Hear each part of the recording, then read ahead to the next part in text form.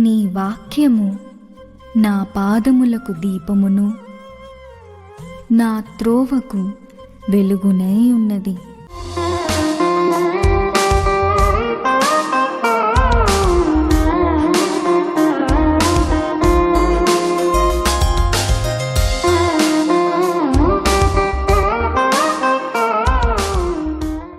వీక్షకులకు, విశ్వాసులకు, తోటి దేవుని సమాజంలో ఉన్నటువంటి సహోదరి సహోదరులకు క్రీస్తు నామంలో శుభములు, వందనములు తెలియజేస్తున్నాను.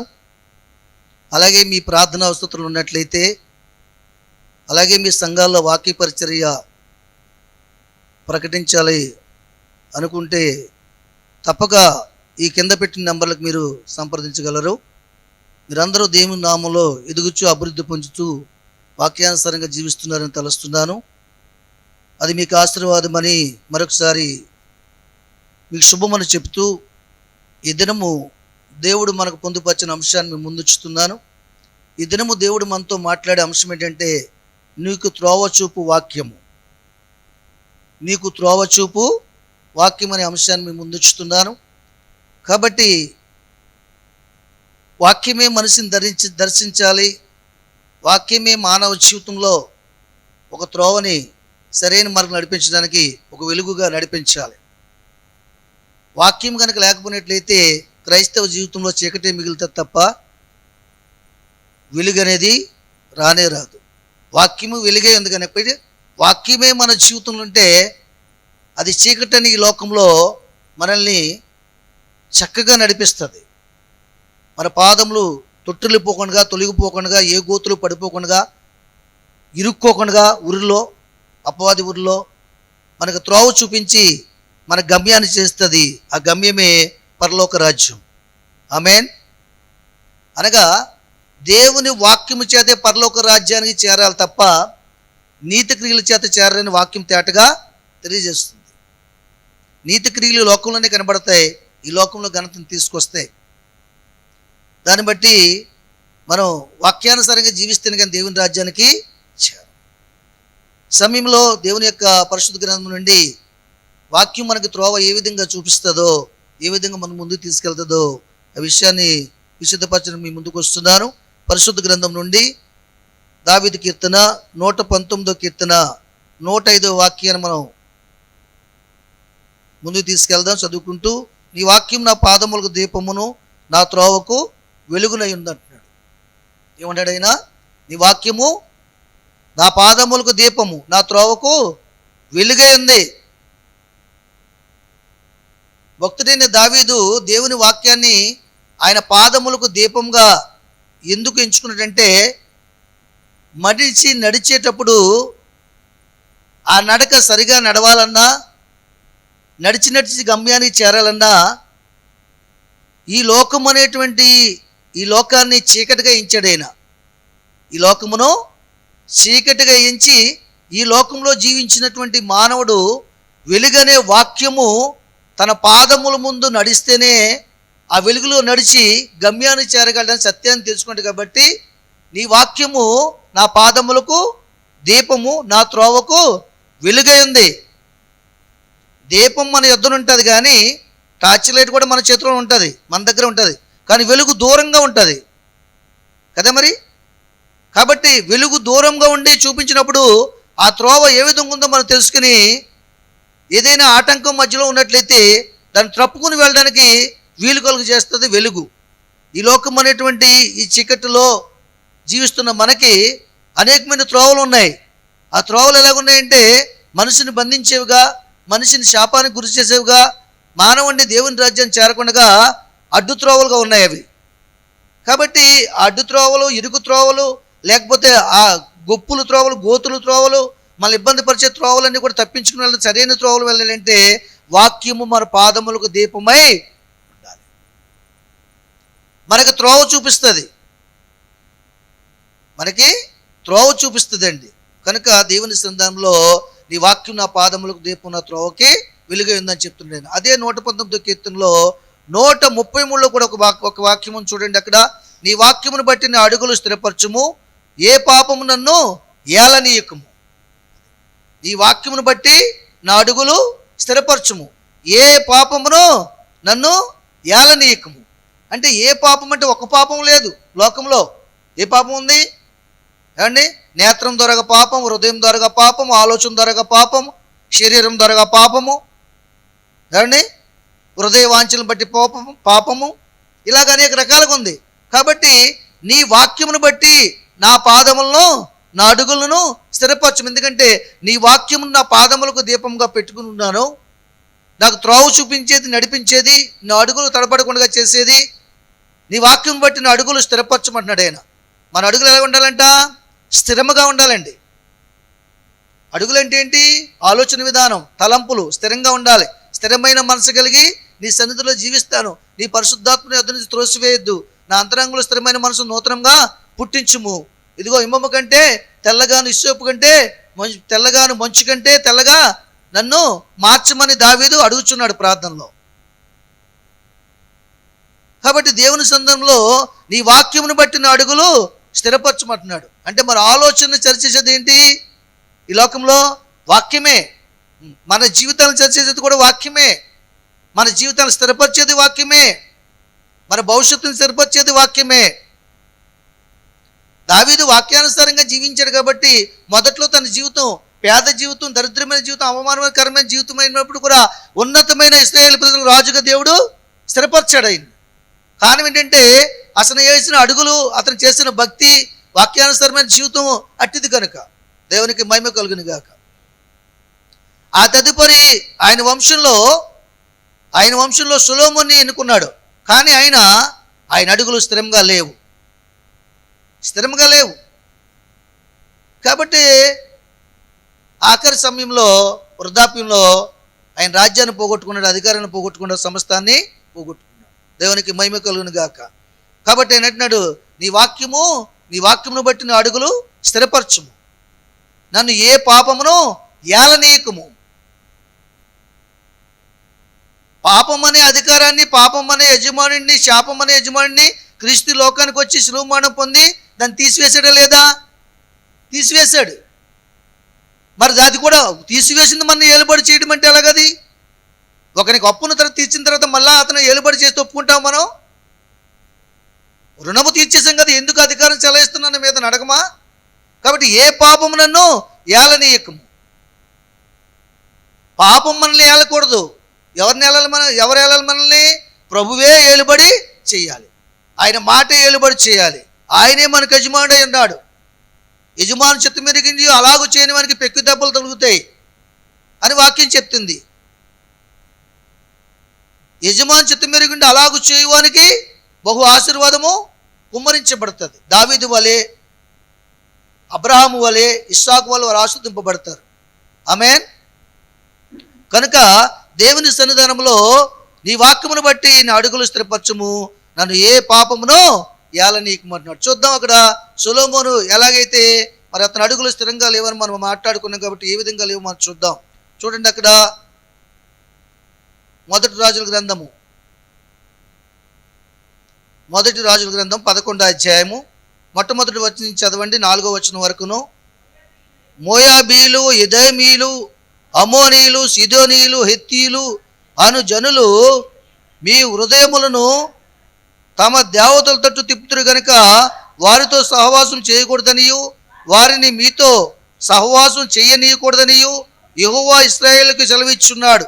అయితే రాజైన సొలొమోను ఫరో కుమార్తెని గాక ఆ జనుల్లో ఇంకను అనేక మంది పరస్త్రీలను మోహించి కామాతృత గలవాడై వారిని ఉంచుకొనుచు వచ్చాను.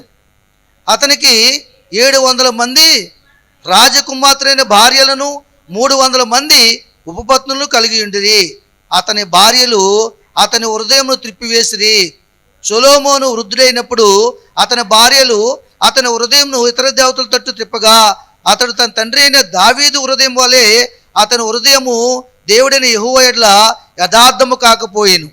చూసారా ఈ సందర్భాన్ని? ఈయనెవరు? సొలొమోను నేనెవరు?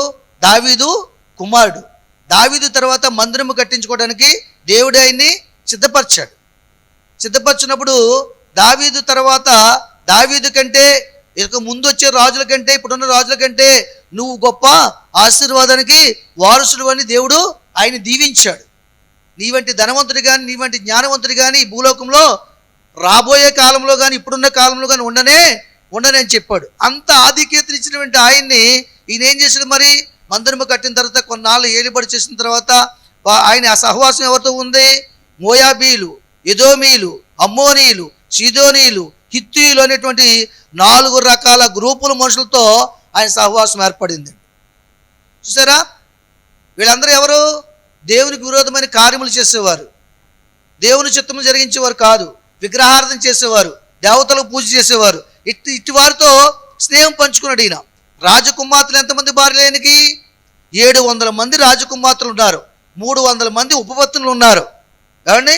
అంతేకాకుండా మోయాబీలను, అమ్మోనీయులను, ఏమండి, ఇంకా ఎదోమీలను, సిదోనీలు, హిత్తీలు, ఈ 4 జాతులు ఉన్నటువంటి స్త్రీలను కూడా మోహించి కామాతృత గడవాడై, ఈ 700 మంది భార్య రాజకుమార్తెలు చాలక కామాతృత గలవాడై మరొక 300 మంది ఉపపత్నులు కూడా అతను అనుభవిస్తూ మరలా ఈ దేవునికి విరోధమైన అన్ని జనాంగాన్ని, విగ్రహార్థకులు ఉన్నటువంటి జనాల స్త్రీలను కూడా కామాతృత గలవాడై అతడు ఉంచుకుని. ఎంత దౌర్భాగ్యం మాట చూడండి. అది ఉంచుకున్నాడంట, చేసుకోలేదు. కామాతృత గలవాడై తన కోరికను తీసుకోవడానికి ఏం చేశాడు? ఉంచుకున్నాడండి. ఇది ఎంత భయంకరమైన మాట చూడండి. దేవుని ఉద్దేశం ఏంటి?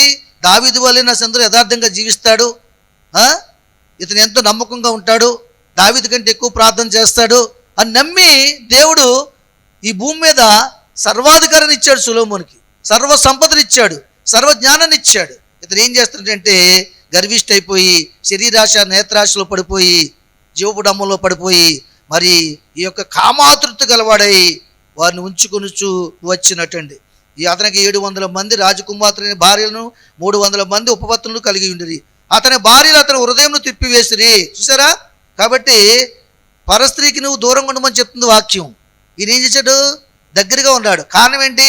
ఆయన జీవితంలో, ఆయన నడిచే మార్గంలో, ఆయన జీవించే జీవిత విధానంలో దేవుడు అధికారం ఇచ్చినప్పుడు కూడా దేవుని మాటలు పట్టుకుని జీవించలేదు, వాక్యమైన హృదయంలో లేదు. కాబట్టి ఆయన హృదయము కామాతృతని ప్రేరేపించింది, కామము తీర్చుకోమంది, శరీర కోరికను తీర్చుకోమంది, శరీర ఇచ్చను తీర్చుకోమంది, సుఖముగా జీవించని చెప్పింది. కాబట్టి 700 మంది భార్యలు రాజకుమార్తెలు కలిగి కూడా ఏమండి ఎంత దారుణం చెప్పండి.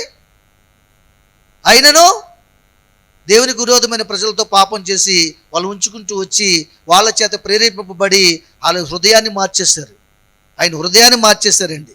మార్చిన తర్వాత ఏం జరిగింది?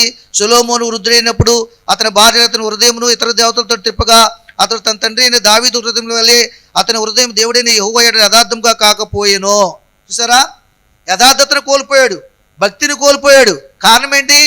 కారణం ఏంటంటే దేవుని ఆజ్ఞలు కట్టడల్ని మరిచి జీవించాడు. వినుటకు మట్టే విన్నాడు, అప్పుడు అధికారం చేతుకొస్తుంది కదని. అది వచ్చిన తర్వాత దాన్ని విడిచిపెట్టాడు, హృదయంలో పెట్టుకోలేదు. కాబట్టి దావీదు వలె యథార్థంగా జీవించలేకపోయాడని వాక్యం మనకు తేటగా తెలియజేస్తుంది. తర్వాత ఏం జరిగింది? సొలొమోను అస్తారోతు అను సీదోనీయుల దేవతను మిల్కోము అను అమ్మోనీయుల ఏమైన దేవతను అనుసరించి నడిచాడట. చూసారా? ఇక దేవుణ్ణి అనుసరించడం మానేసాడట. ఎవరిని అనుసరించి నడుస్తున్నాడంట? అమ్మోనీయుల దేవతనే, అష్టోరోతు అనే దేవతను అనుసరించి జీవిస్తున్నాడటండి. చూడండి ఎంత ఘోరమో. క్రైస్తవులైన కూడా ఇంకను రక్షరేఖలు కట్టించుకోవడం, ముహూర్తాలు చూపించుకోవడం పెళ్ళిళ్ళకి, ఏమండి క్రైస్తవులైంది ఎదురులు చూడడం, చకినాలు చూడడం, ఇవన్నీ ఏంటి? ఇతరుల ఆచారం మంది, ఇతరుల ఆచారం. అది వద్దని చెప్తున్నాడు దేవుడు.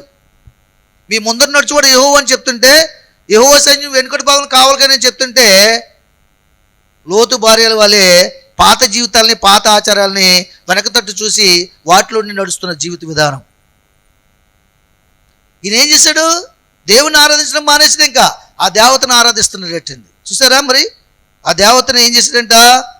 ఆరాధిస్తున్నాడంట. ఇతర దేవతలతో తిప్పగా అతని తండ్రి దావీదు వలె అతని హృదయము దేవుడైన యెహోవా యెడల యథార్థం కాకపోయాను. సొలొమోను అష్టారోతు అను సీదోనీయుల దేవతను, మిల్కోను అమ్మోనీయుల ఏమైన దేవతను అనుసరించి నడిచాడటండి. చూసారా? అనుసరించి నడిచాడట. అంతేకాకుండా ఇంకేం చెప్తున్నాడు అక్కడ?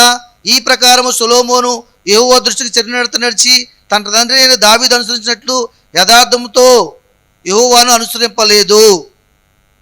చూసారా, ఏమి నడిచాడంట? చెడు నడత నడిచి తన తండ్రి వాళ్ళ యథార్థ హృదయంతో దేవుణ్ణి ఆరాధించలేదట. ఎంత ఘోరం చూడండి. మరి ఇక్కడ క్రైస్తవులు అయ్యింది కూడా తండ్రి అయిన దేవుడు ఏం చెప్తున్నాడో అది విని దాని ప్రకారంగా ప్రవర్తించుగా వాళ్ళ ఇష్టానికి వాళ్ళు జీవించే దేవుని పిల్లలు లేకపోలేదు. ఈ సొలొమోను వాళ్ళే, ఆయనకి ఏమైనా లోటా, కష్టాలు వచ్చే పని, రోగాల చేత బారిన పడ్డా? ఒక రాజు, కావాల్సినంత ఆస్తి ఇచ్చాడు దేవుడు. ఈ లోకంలో ఎవరికి ఉన్నటువంటి జ్ఞానం ఇచ్చాడు దేవుడు. ఏమండి, ఆ యొక్క షాబా దేశపు రాణి ఈయన జ్ఞానాన్ని చూసి ఈయన గురించి విని కొన్ని బహుమతులు తీసుకొచ్చి గొప్ప చేసింది. జనులందరూ కూడా ఏటాట వెళ్ళి సొలొమోను దేవుని వాక్కులు వినడానికి వెళ్ళి ఆయన వాక్కులు విని ఆయన నోటి ద్వారా మాటలు విని సంతోషించి ఆనందించి వారు ధాన్యము ధనము అన్ని కూడా కానుకలుగా సమర్పించేవారు. ఇంత పేరు ప్రఖ్యాతులు కలిగి ఉన్నవాడు అయినప్పుడు కూడా ఏమైపోయాడు? వాక్యము లేక సాంగత్యాన్ని బట్టి పాడైపోయాడు. నువ్వు ఈ దినం అపవాద సాంగత్యంలో ఉన్నావా, దేవుని సాంగత్యంలో ఒకసారి ఆలోచన చేసుకో. యథార్థంగా నువ్వు పాటలు పాడేదానివి, చక్కగా ప్రార్థన చేసేవాడివి, చక్కగా దేవుని సందులో సమయానికి వచ్చేవాడివి. ఈ దినాన్ని క్రమంగా ఆరాధనకు రాలేకపోతున్నావు, పాటలు పాడలేకపోతున్నావు, ప్రార్థన చేయలేకపోతున్నావు, నీ పాపమును ఒప్పుకోలేకపోతున్నావు, దాన్ని విడిచిపెట్టలేకపోతున్నావు. దానికి గల కారణం ఏంటంటే మొట్టమొదటి కారణము అపవాది సాంగత్యం. దేవుని సహవాసాన్ని కోల్పోతున్నావు, నువ్వు కోల్పోయావు. సొలొమోనే కోల్పోయాడు దేవుని సహవాసాన్ని. కారణం ఏంటంటే కోరిక, ఇచ్చ, ఆశ మనిషిని ఏం చేస్తుందంటే పాడు చేస్తుంది. ఆశ ఉండొచ్చు కానీ దురాశ ఉండకూడదు. మనకున్న దాన్ని మనం అనుభవించమని చెప్పాడు దేవుడు. నీ భార్యను నువ్వు అనుభవించు, నీ భర్తను నువ్వు అనుభవించు, సుఖముగా జీవించు, పిల్లల్ని కాను, భూమిని నిండించు, ఆశీర్వదించబడు అని దేవుడు చెప్తుంటే పరస్త్రీ వైపు పరపురుషుడి వైపు వ్యామోహము కలిగి ఎలాగ నువ్వు వెళ్ళగలుగుతున్నావు? ఎలా గలుగుతున్నావు అంటే నీ హృదయంలో దేవుని వాక్యం లేదు. వింటూ మాత్రమే వింటున్నావు, పైకి పెదవులతో పాట పాడుతున్నావు, పైకి స్తోత్రాలు చెప్తున్నావు, నీ హృదయాన్ని ఎత్తిపట్టుకోవట్లేదు దేవుని వైపు. నీ చేతులు ఎత్తిపట్టుకుంటున్నావు, నీ మనసును ఎత్తిపట్టుకోవట్లేదు. కాబట్టి నువ్వు పాపములకు దాసురాలు అయ్యావు, కానీ పరిశుద్ధులైన ప్రభుకి ఇంకా నువ్వు దాసురాలు కాలేకపోతున్నావు. దానివల్ల నీకు వచ్చే నష్టం ఏంటంటే ప్రియులారా, నీకున్నటువంటి ఆత్మ సంబంధమైన జీవితాన్ని దేవుడు తీసివేస్తాడు. అంతేకాకుండా అనేకమైన కష్ట నష్టాలు ఎదుర్కొంటావు జీవితంలో. ఆర్థిక సమస్యలు, అప్పులు, రోగాలు ఏలుబడి చేస్తాయి. పాపం ఏలుబడి చేస్తుంది కాబట్టి పాపం వల్ల వచ్చే జీతము మరణము ఏలుబడి చేస్తుంది. జీవంలోకి ప్రవేశించలేవు. ఆమేన్. కాబట్టి నువ్వు ఎవరి ఏలుబడిలో జీవిస్తున్నావో ఆలోచన చేసుకో. పాపము ఏలుబడిలో ఉన్నావా? పాపానికి నాదురైనటువంటి అధిపతి అయినటువంటి అపవాది ఏలుబడిలో ఉన్నావా? పవిత్రతకి ఏలుబడిలో ఉన్నటువంటి దేవుని ఏలుబడిలో ఉన్నావా? ఆయన్ని యజమానిగా జీవిస్తున్నావా? ఇతర దేవతలను అనుసరిస్తున్నావా? ఇతరులు అలంకరించుకున్నట్టుగా అలంకరించుకుంటున్నావా?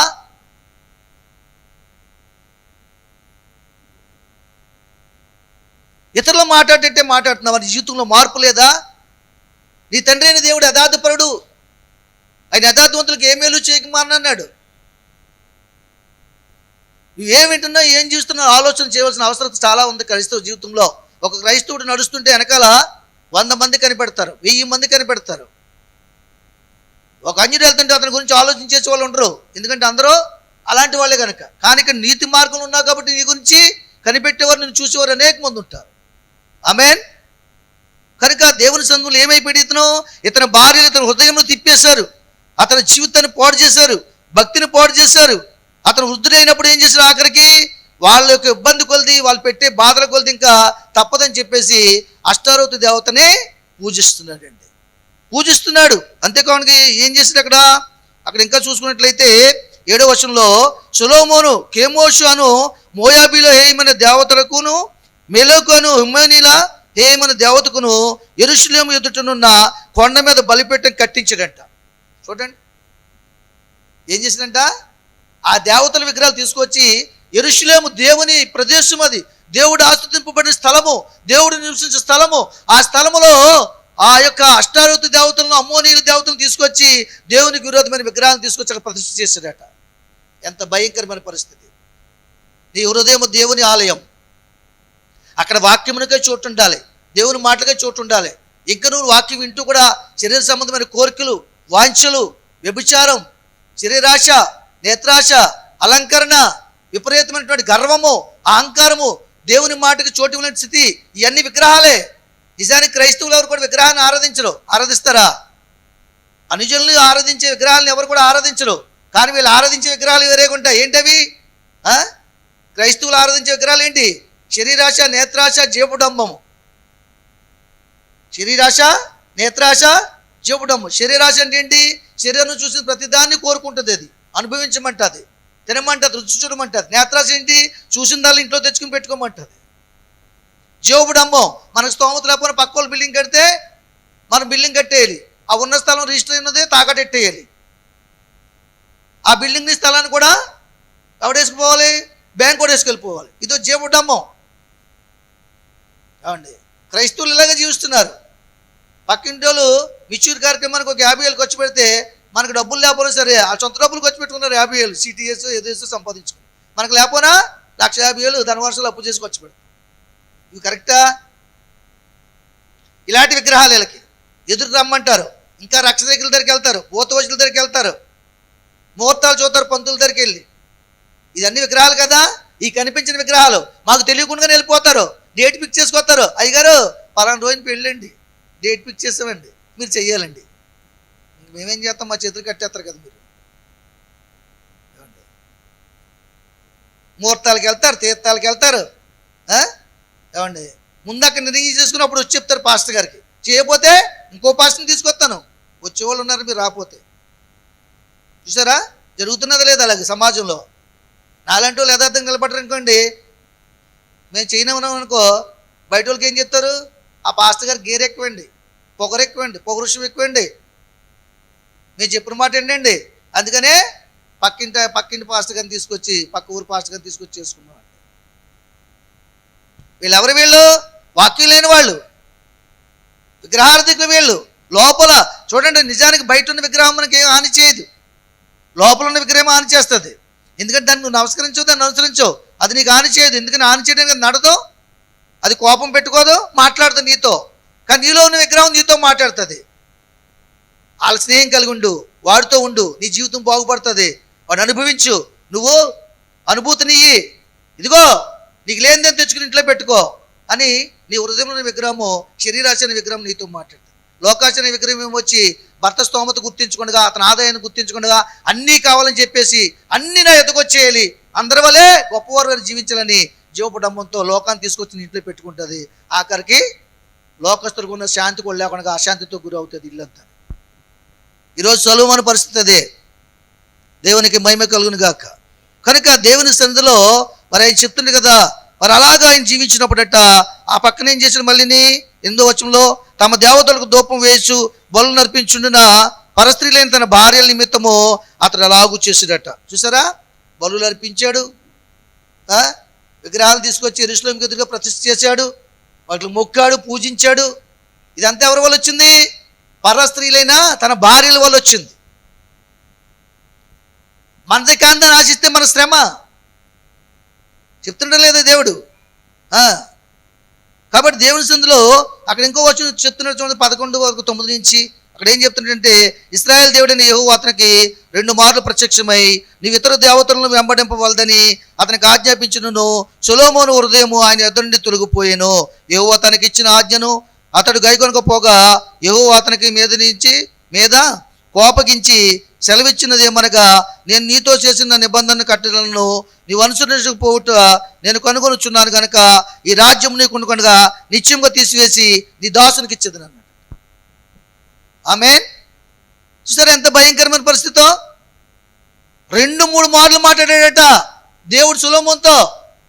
నీకు ఇది తగదు, నేను ఎందుకు పిలుచుకున్నాను, ఎందుకు రాజ్యాధికారి ఇచ్చాను, నువ్వు చేస్తున్న పనేంటి?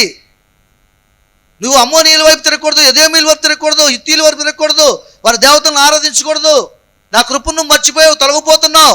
ఆ 2-3 మాటలు మాట్లాడినా సరే అతను హృదయము దేవుని వైపు తిరగలేదటండి. ఇక్కడ కూడా ఎవరైనా అలాంటి వాళ్ళు ఉన్నారో ఒకసారి ఆలోచన చేసుకోండి. ఎన్నో మార్లు దైవజనుడు మాట్లాడుతున్నా, ఎన్నో మార్లు వాక్యం నీతో మాట్లాడుతున్నా, నీ హృదయం ఇంకా లోపల పాపం చేస్తున్నావేమో, లోపల మాట్లాడుతున్నావేమో. వేరొక పురుషుడు నీ హృదయంలో ఉన్నాడేమో, నీ సొంత పురుషుడు నీ హృదయంలో లేడేమో, నీ సొంత స్త్రీ నీ హృదయంలో లేదేమో, వేరొక స్త్రీ నీ హృదయం ఉందేమో. తను ఆరాధించమని చెప్తుందేమో, తనే దేవుడిని అనుకోమని చెప్తుందేమో. నీకు హృదయం మోసకరమైంది, అన్నిటికంటే ఘోరమైన వ్యాధికి. జాగ్రత్త, నీ హృదయాన్ని భద్రంగా కాపాడుకో. 2-3 మాటలు మాట్లాడాడంట ప్రేమించి.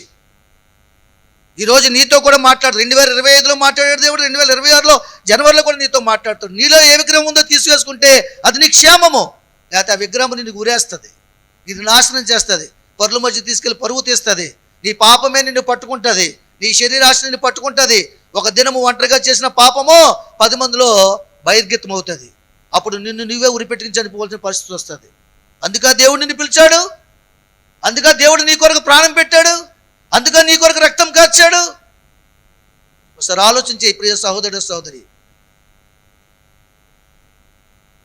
2-3 మాటలు మాట్లాడాడట, అయినను వినలేదట. కాబట్టి ఆయన చెప్తున్నాడు, ఇదిగో నాకు మరుగైంది ఏం లేదు, ఇదిగో నువ్వు చేస్తున్న పని అంతా నేను చూస్తున్నాను, నా హృదయంలో రుజువైంది అది, నేను కనులారా చూశాను, చెవులారా విన్నాను నీ మాటలు, స్త్రీలతో మాట్లాడిన మాటలు, పురుషులతో మాట్లాడిన మాటలు నేను విన్నాను. కాబట్టి నీ లెక్క చూస్తున్నాను. నీ రాజ్యం వల్లే కదా ఇంతమంది భార్యలు చేసుకున్నావు, నిన్ను ఇంతమంది చేసుకున్నారంటే, ఇంతమంది ఇచ్చిపడ్డారంటే, ఇంతమంది నీ దగ్గరికి వచ్చారంటే నిన్ను చూసి కాదు, నీ ఆస్తిని చూసి వచ్చారు, నేను ఇచ్చిన ఆస్తిని చూసి వచ్చారు. సౌందర్యాన్ని బట్టి కాదు, ధనమును బట్టి వచ్చారు, రాజు అని వచ్చారు. కాబట్టి నీ రాజ్యాన్ని ఎదురు తీసేస్తే వాళ్ళ దృష్టికి నువ్వు ఏగవలే కనబడతావు అన్నాడు దేవుడు. సఫలం కూడా దేవుని మహిమపరచాడు. ఒకవేళ ఈరోజు నీకు అందం ఉందని, నేను అందగత్తనని, అందగాడినని నువ్వు రెచ్చిపోతున్నావేమో, నా అందం వల్ల అనేక మందిని ఆకర్షించగలుగుతున్నాను అనుకుంటున్నావేమో, నా సంపద వల్ల నేను అనేక మందిని లోపరుచుకున్నాను అనుకుంటున్నావేమో, అది నీ వద్ద నుంచి తీసేస్తాడు. అందము మోసం, సౌందర్యం వ్యర్థం. మన కళ్ళ ముందే చాలామంది యవన బిడ్డలు కూడా వాళ్ళు ఇబ్బంది పడుతున్నారు. ఒకసారి ఇప్పుడు వాళ్ళ ముఖం ఎలా ఉందో చూడండి. వాళ్ళు రోగంతో బారిన పడి ఇబ్బంది పడుతున్నప్పుడు, యవనస్తుడు మంచి రోగగొట్టుడు అయిపోయాడు, రోగస్తుడు అయిపోయాడు అనుకో, అతని దగ్గరికి వెళ్ళి చూడండి, అతని రూపం కనబడుతుందా, అందం కనబడుతుందా? ఏమీ కనబడదు, నీరసం కనబడుతుంది, అంతే. నిస్సహాయత కనబడుతుంది, కన్నీరు కనబడుతుంది కళ్ళ వైపు చూస్తే. నీ కన్నులు చూసినటువంటి దాన్ని ఆశించొద్దు. నీ కళ్ళలోంచి కన్నీరు, ఆగని కన్నీరు వచ్చినంత పని నీకు నువ్వు చేసుకోవద్దు. ఆమేన్. కాబట్టి దేవుని సంధిలో మనందరము కూడా మరి దేవుని వాక్యాన్ని మనం లోబడాలి. సొలొమోను రాజు లాంటి వాడిని దేవుడు ఏం చేశాడు? మెనీ మెనీ టేక్ లో పర్సన్స్ అని చెప్పాడు. కాబట్టి దేవుని సంధిలో మనం ఎప్పుడు కూడా మనం, ఎందుకంటే ఒక మాట మీకు చూపించి ముగిస్తాను, ఎవరు చదవద్దు. కీర్తన గ్రంథము 1వ కీర్తన 6వ వచనంలో చూసుకున్నట్లయితే అక్కడ చెప్తున్నాడు, దుష్టుల మార్గము నాశనాన్ని నడుపుతుంది, నీతిమంతుల మార్గము యెహోవాకు తెలియదు. నీతిమంతుల మార్గము యెహోవాకు తెలియను, దుష్టుల మార్గం నాశనానికి నడుపుతుంది. నువ్వు ఏ మార్గంలో ఉన్నావో, ఎలాగ వాక్యాన్ని పెట్టుకుని జీవిస్తున్నావో, నీ మార్గం దేవుని మార్గమా, అపవాది మార్గమా, లోక మార్గమా, శరీర మార్గమా, నీ హృదయం చూపించే మార్గం, నీ మార్గము ఏది? నీ గమ్యాన్ని చేర్చే మార్గం ఏది? నేనే మార్గమును సత్యమును జీవమునైన జీవము గల దేవుని మార్గమా, లేకపోతే నీ సొంత మార్గమా? ఏ మార్గంలో ఉన్నావు సార్ ఆలోచించి. గమ్యాన్ని చేర్చే మార్గంలో నువ్వు నడిచినట్లయితే ప్రభు దగ్గరికి వెళ్ళి పరలోక రాజ్యంలో ఆయన కుడిపార్శ్వం ముందు కూర్చుంటావు. కాబట్టి ఒక ఆయన చెప్తున్నాడు, మరి 119వ కీర్తనలో 101వ వచనంలో చూసుకున్నట్లయితే ఇలాగ చెప్తున్నాడు ఆయన. ఎలాగ చెప్తున్నాడు ఆయన? నేను నీ వాక్యము అనుసరించినట్లు దుష్ట మార్గులన్నింటిలో నుండి నా పాదము తొలగించుకుంటున్నాను. ఆమె నీ వాక్యం అనుసరించినట్లు కూడా దుష్ట మార్గులన్నింటిలోంచి కూడా నా పాదముల్ని తొలగించేసుకుంటాను, నా ఆలోచన తొలగించుకుంటాను నాయన. నీ యొక్క వాక్యం నా హృదయంలో పెట్టుకుంటాను తండ్రి. నువ్వు చెప్పిన మాట ప్రకారంగా జీవిస్తాను నాయన, అనుసరించి ముందుకెళ్తాను తండ్రి ప్రభు. నీ వాక్యం నేను అనుసరించినట్లు, వాక్యాన్ని అనుసరించి ఏం చేయాలి? నువ్వు దుష్టుని మార్గం నుంచి బయటికి రావాలి, దుష్టుని ఆలోచన నుంచి బయటికి రావాలి, దేవుని ఆలోచన చేత నింపబడాలి, దేవుని మార్గంలో జీవించాలి. నువ్వెక్కడున్నావో తెలుసుకోవాలి. అదెంత భయంకరమైందో, అదెంత పాపకరమైందో, అది ఎక్కడికి నేను తీసుకెళ్తాదో, ఎంతమంది జనుల మధ్య నీకు అవమానాన్ని తెస్తాదో నువ్వు తెలుసుకున్నప్పుడు దానికి భయపడతావు. భయపడినప్పుడు దాన్ని విడిచిపెట్టి దేవునికి భయపడి దేవుని సంధానంలో యథార్థముగాను, నీతిగాను, భక్తిగాను జీవించి ఆయన రాజ్యాన్ని చేరుతావు. ఆమేన్. దేవుడి మాటలు దీవించును గాక. ఆమేన్.